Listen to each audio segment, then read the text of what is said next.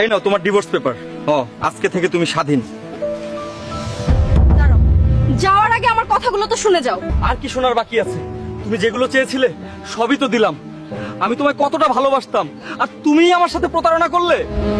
হ্যাঁ, করেছি আমি চিট। আর আমি তোমাকে এজন্যই ডেকেছি, মেয়েদের ছেলে খোঁজার দরকার নেই, ছেলেরা নিজেই আমাদের কাছে আসে। মানে হ্যাঁ, কি বোঝাতে চাইছো তুমি? তোমাদের ছেলেদের কাছে যদি দুটো অপশন থাকে, তাহলে আমাদের মেয়েদের কাছে 100টা অপশন থাকে।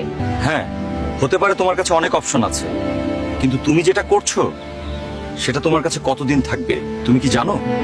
যতদিন না তোমার এই শরীরটা থাকবে, যেদিন এটা শেষ হয়ে যাবে সেদিন দেখো। আর তুমিই আমাকে চিট করলে, যে তোমাকে নিজের থেকে বেশি ভালোবাসতো। একদিন তুমি ঠিকই বুঝতে পারবে তোমার ডিসিশন কতটা ভুল ছিল। তুমি যে ছেলেটার কাছে যাচ্ছ, সে কি তোমাকে ভালোবাসে? এটা তোমার ভুল ধারণা।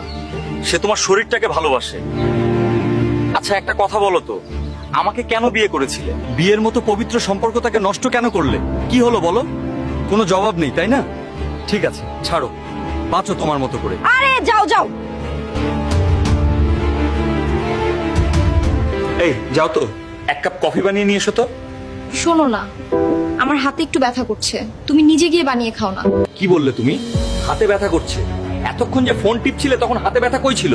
যেই বললাম কফি বানাতে অমনি হাতে ব্যথা শুরু হয়ে গেল। তুমি আমার সাথে এটা কিভাবে কথা বলছো?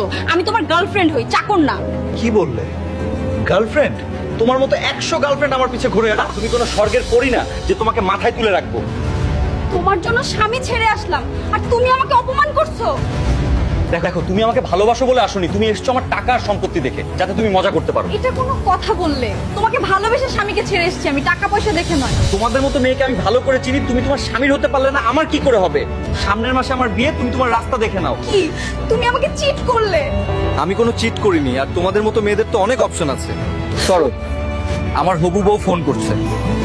স্বামীকে অবহেলা করে অন্য পুরুষকে নয়, স্বামীকে ভালোবাসুন। কারণ এই একটা মানুষই তোমাকে সারা জীবন ভালোবাসবে, আর বাকিরা তোমার শরীরকে।